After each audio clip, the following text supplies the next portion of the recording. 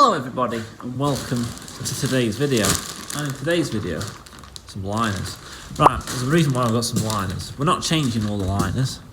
What we're actually doing is, we've got two liners that have split in the milking parlour.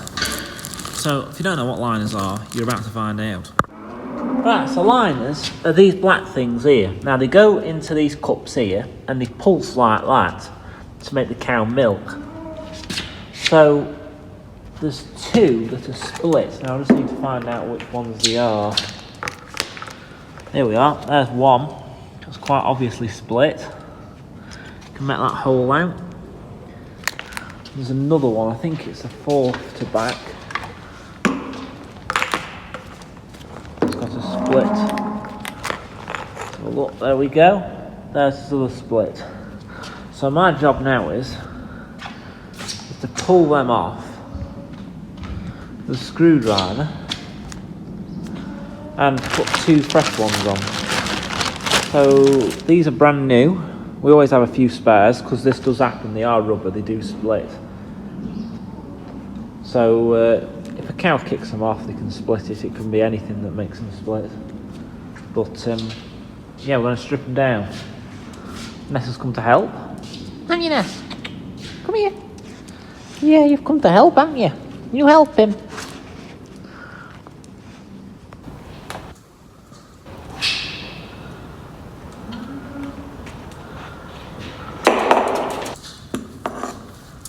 Right, so we need to... So we've just figured out that this one here has got a hole in too, so I've had to go and get another one. So we need three now. Need to replace three.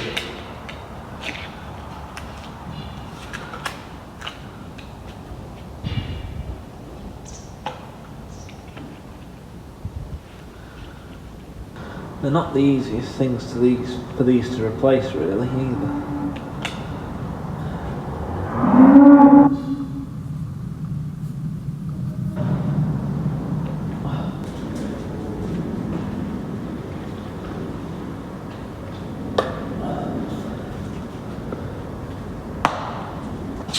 And we just connect it back up to the cluster. Push it on as far as it'll go. Same with this one.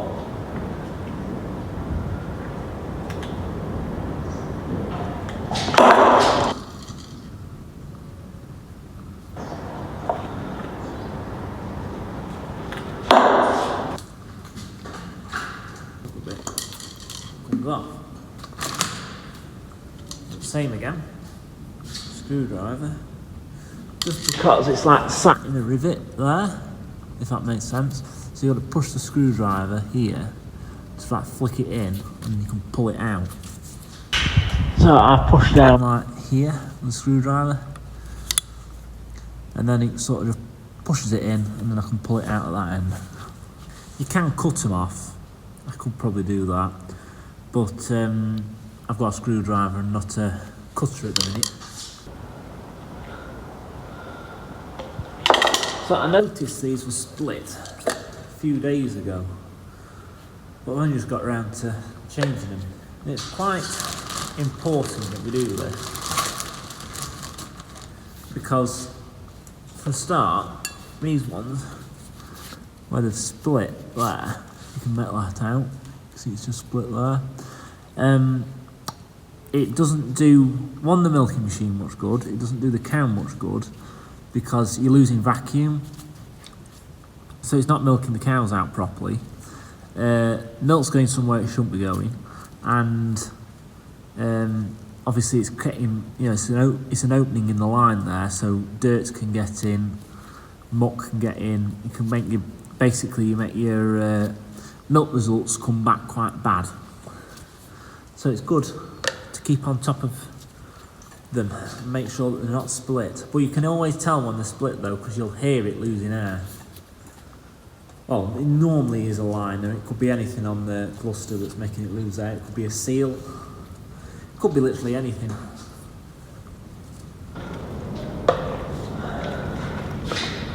But they do have air holes in them. I will show you now. but there's a little air hole. Can you just see it there?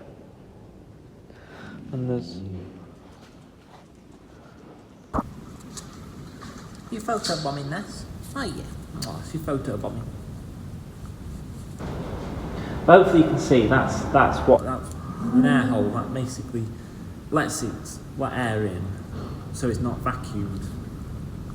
Because otherwise it will give the cows mastitis. Now that is a design of the cluster. You're photo bombing, aren't you? Now we've got this one back together. Put it back on. Like so. And there we have it. Right, so that's all that one fixed, and this one. Hopefully we've fixed them all now. You can tell that's a different liner just because it's a bit dusty because it's been dry, whereas they're obviously wet because they've been washed. Same with this one. That one's a new one, and that one's a new one. Right, so what we do with these is put them in the bin because they're not fit for anything. No point keeping them and thinking, oh, they'll be alright for a spare. They've got holes in, so they're definitely not good for a spare. You want to put it in the bin. Right, so next job on the agenda is a bag full of tags. So, I'll tip these out and you can have a look at them. So these aren't normal ear tags. These are tags out of barren cows. For cows that have gone for slaughter, for whatever reason, gone barren, whatever. And we just want to get them ready so I can reuse them. So basically all I need to do is just pull that out, because originally they had a back on them, but you can just see there it's been cut. So I'll cut it out, just so I can reuse them. So I'm going to get a knife now and just pull all these middle bits out. There's a metal there, the remains of the previous back tag. So I just need to pull them out so I can reuse them. What was it? 2, 4, 6, 8, 10, there's 12. So I'm going to get these ready so we can go in some cows tonight. Right, so to get these out, trying to get the lighting right, I need a knife. There's a bit of cubicle lime on it, but I need to try and push. I'll try and show you at the same time. Is try and push this bit here back through, if that makes sense. So it'll go through like that. Come out this side. You can see it's come up. And we just sort of, it's not focusing very well, the camera, is it? We just flick it out like that, and that's ready to be reused now. This bit will go in the bin, and that can now go back in a cow. Right, so I'll just show you how they go. So I'll put one in the tag now, ready to go in a cow tonight. So you put that's the back bit. That's the bit that I've cut off. You can see that is the same as that bit, but it hasn't got that bit on anymore, if that makes sense. So originally it was like that, if that makes sense, and it had a back bit on, which I've cut off. But then this will go in here, like that. So that's ready to go in a cow now. So I've got about 4 or 5 cows that have actually ripped these tags out, which is annoying because these are auto ID tags. So when the cow comes in the parlour, they've got a little microchip in them, little electronic microchip, that the parlour will pick it up, scan it, and recognise that that cow is who it is. So that's programmed into the parlour for a certain cow. Now, I do try and delete them when the cow goes barren, but sometimes I do forget, so we'll have to wait, put this in a cow, and then see what it comes up with on the computer. Hopefully it'll come up and say that there's no cow there, it's a new tag. It isn't a brand new tag, you can see that, because it's all manky and mucky. But it'll go in a cow, and hopefully it'll be programmed to her number and her details, basically, like an online database for cows. So I'm going to do that to all 12 of these. So they're ready to go in cows when we need to. So normally they go into heifers as soon as they calve. That's what I try and do. As soon as heifer calves, get her in the parlour, put one of these in. But sometimes a cow will rip the ear tag out herself. Will rip this out, and because of the size of it, it'll be lost forever.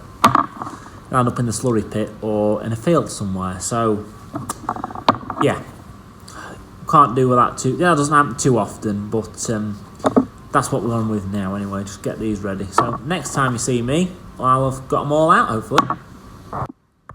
Right, so we've got them all done there. They're all ready to go back in cows now. So I'll get the plastic bag out. Put them all back in here now. They're all ready to go. Right, so the next job is these pedometers. I mean, that one there is going to take some cleaning, that. But we need to clean them up and get them ready to go back on some cows. So there's the serial number, or part of it. So we're just going to clean them up, put new straps on them, and yeah, basically just try and get them ready to go on some cows, along with those other tags. Nest light's running off for them. She'll pick it up in her mouth and go over it in a minute. Then it'll be gone forever. Not great when they're expensive to replace. Hey girl. Right, so this can take a bit of doing, but this one here, we'll start with this one. This is massive. I mean, if it weren't for the strap sticking out of it there, you wouldn't even know it was a ped. So this is going to take a bit of cleaning. I don't even know where to start. I think this is the worst ped I've ever come across. Right, so these are all as peds now. We've cleaned them up. Well, they don't really need cleaning much more than that, than what I've already done. Apart from this one, this was found in a field, so it is a lot cleaner because it's obviously been outside. But I'm not sure if it's going to work or not because there's that cut in it there. But there's 10 altogether, I think. What's that? 2, 4, 6, 8, 10. Yeah. Right, so here are some brand new peds. I think there's 5 in here. Some 5. So this is what they look like brand new. Obviously a bit of dust on them. They're 5 brand new ones, and I'm just avoiding using them. I'm trying to use the old ones first.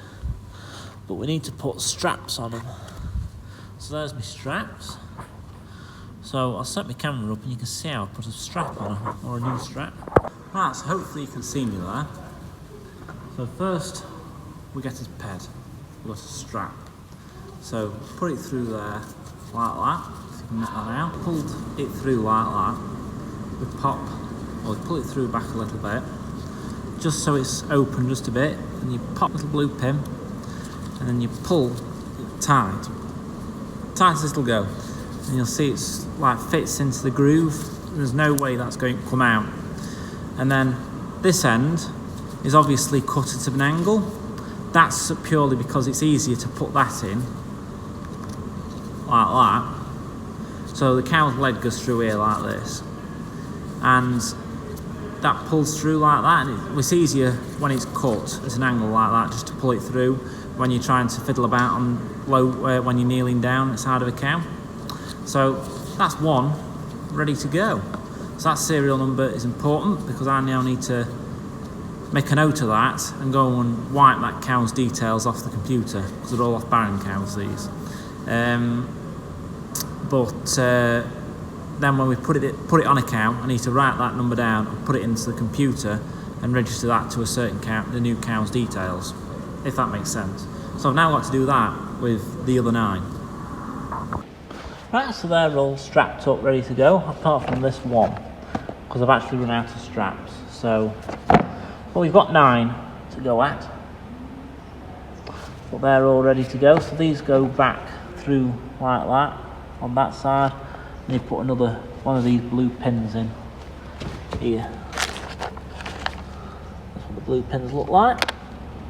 But these 2 are a bit broken, so I'll just chuck them because they're not really worth keeping when they're broken, because they're not expensive. Right, so it's now the afternoon. I've had some dinner, and we're actually down the field now, as you can tell. So I've just gone through this gate with the JCB. Just there. So I'm not tying this, purely because I'm coming back through there with the JCB. But hopefully you'll remember, well, hopefully you'll see the previous video to this, the previous day to this, we bought the heifers in. There were 7 heifers in this field. We bought them in because they're the youngest ones that were outside. They were the ones we separated off from the bull. so they were too small to go to the ball, so we've actually brought them in now because the weather has turned a bit colder and wetter. And what we're going to do is, why I've come down here with the JCB, is the group of heifers that are with a bull are right over there in the distance. We're going to let them have this field. So this field was where the 7 were. It was way too big for them, to be honest with you. And there is a fresh bit of grass out here for them. So what we're going to do is, this field has got electric wire all the way around the outside. It wants just sorting out. I'll show you why it wants sorting out. Right, so this is the patch where we were feeding the heifers in a ring feeder all summer. And which is basically, you started off there, we kept moving it round and round and round and round. And basically I put some grass seed on it. It was too wet to drive on with a tractor, so I just chucked grass seed on and hoped it would grow. And it has grown. You can make that out. All this here is new grass seed coming up. Quite a lot of it, to be fair. It's done really well.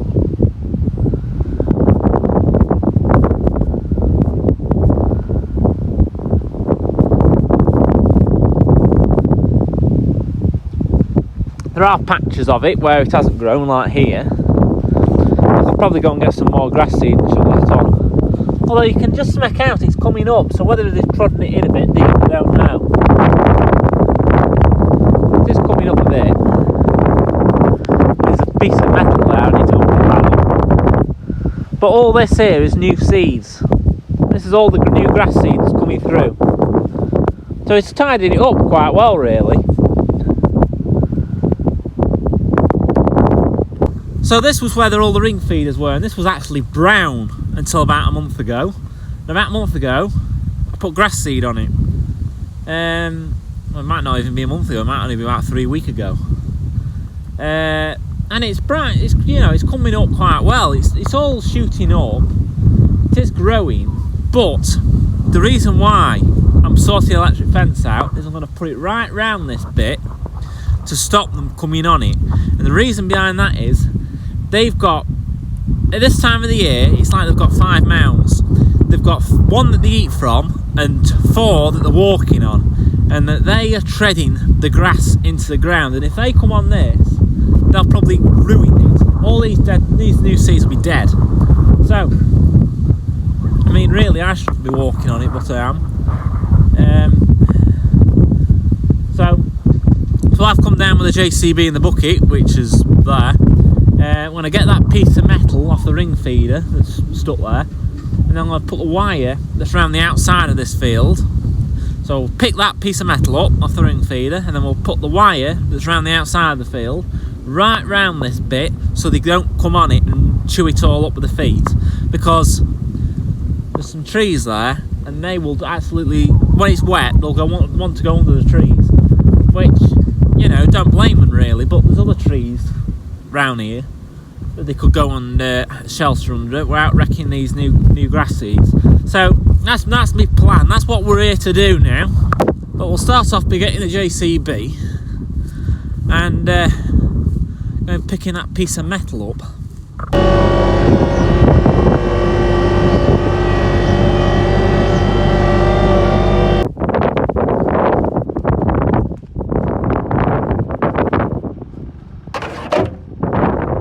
So at the minute we're using the JCB for bedding cubicles up. That's why the bucket's got lime and, well, it's gone white because it's got lime. It's had lime in it. That's basically why it's a little bit dusty at the minute. You can tell by looking the back, it's a bit dusty. Right, so I just found 2 more pieces off a ring feeder. Still see some shoots coming up here. Well, then there's a big patch here where there's literally 1 or 2 coming up, but there's very little. I'm not sure what's really happened, why there's nothing growing here. But then there's some growing there. Very fishy. Might have to bring a bit more seed onto this. But it'll just help this field freshen up, ready for next year. And it's not barren all winter. In saying that, there's all that bit of the field and all the way over there where it's alright. It's just where the ring feeders have been. where they've trodden it up eating silage in the summer. Now, if we have another year like this, well, like this summer just gone, if we have another summer like this, where I have to feed the heifers again silage outside, I won't feed them silage here. I'd probably feed them over there or over there, somewhere where there's no fresh new seeds going, because over time it will damage the soil, them stamping on it all the time, treading it up. That's why I'm gonna put a fence around this to stop them from getting on it, because I don't want to. If they walked on that, they'll just tread it all up. Okay, there were 7 in here before, but 7 on a whole 16-acre field themselves. There's 40 of them. If they would tread that up like it's nothing one day when it's raining, and then it'd make what I've done there with them bag of grass seed absolutely pointless. Right, so I did do a video of putting a bag of grass seed down here, round the gateway where the feeders have been, because they'd trodden it up here where that's basically where they've had corn during the summer. But you can just make out the seeds are coming up. So that's growing, even though it is a wet hole. But it's all coming up. It's just I can't get on it with a tractor to roll all the hoof prints out. That's the problem. But I didn't want it to be left as soil over winter. I'd rather it were growing a bit of grass. Right, so I spent the past half an hour picking this up. So it goes right around there, all the way up that side. So what I just need to do now is tighten it up. I've also run a wire around the other bit as well. I'll show you that in a minute. We're just going to have a drive over and check the heifers are alright. The bull's alright. And then we'll tighten it up and we'll get out of here. We're going to milk some cows then, because it's just gone 3 o'clock.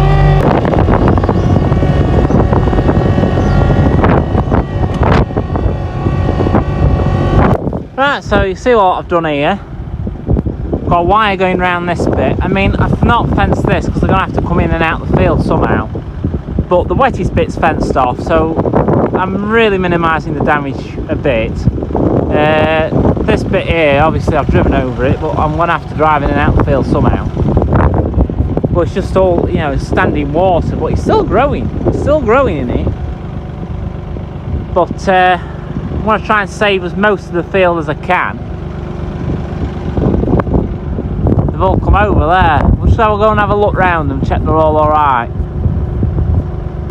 So there's every chance that they're going to follow me out of here.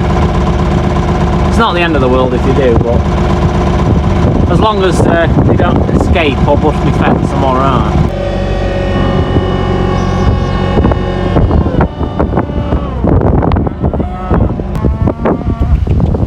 Hello girls! Just see the bulls after one there. There he is. Big boy Hames.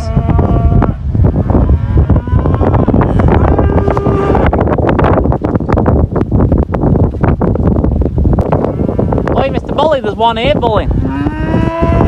That black and standing.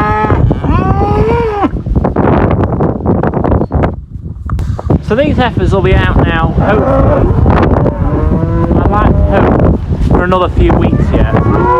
Purely because the bull will do better serving them outside. He's less likely to injure himself. So there's 40 in this group. There was originally 39, but one jumped in out of the field, so it was the oldest one at the end of the day, so it's not the end of the world. But they've been with the bull now for about just over 2 weeks, I think. They're serving one now. So at the minute, these heifers have got, well, they've got over 40 acres now. They've got 40 acres. No, they've got 30 acres rather. So they've got 13 acres plus 11, that's 24. Isn't it? And then I had 5 acre field, which is just over there. So that's 29 plus 16 acres, 39, 45 acres we've got at the minute. So 40 of them roaming across 40 acres. It's like we're trying to ranch them a bit, if that makes sense. just so that they cause less damage to the ground.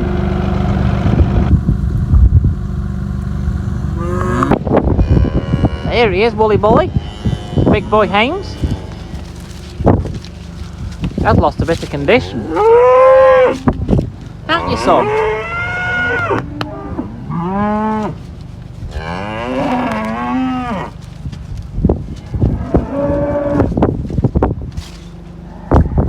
One just popped through the gate there.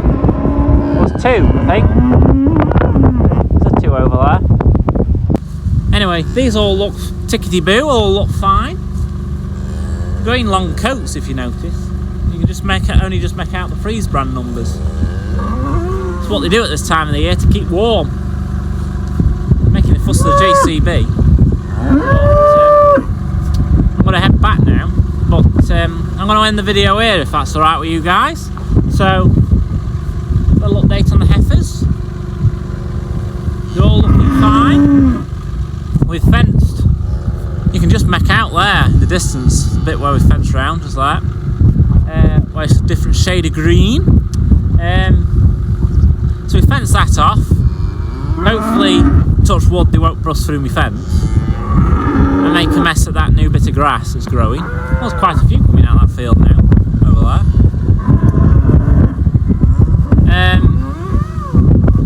I should really count them, but it's a bit difficult when they're all moving about. Noisy buggers, aren't you?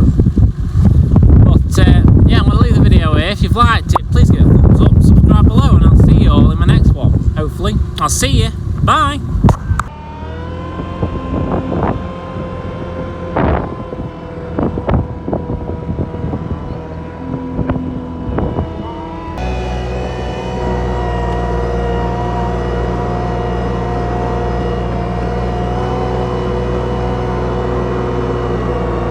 Just to let you all know, I did get out. I did get out with the JCB. And there's my fence. Plus it'll stop them playing near that wall as well. A few of them have had electric shock now. See the one's just come right back there. Had a belt.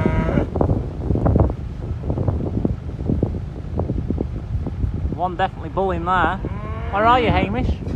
Oh, he's here. Be on the rest, son. He's attacking 5.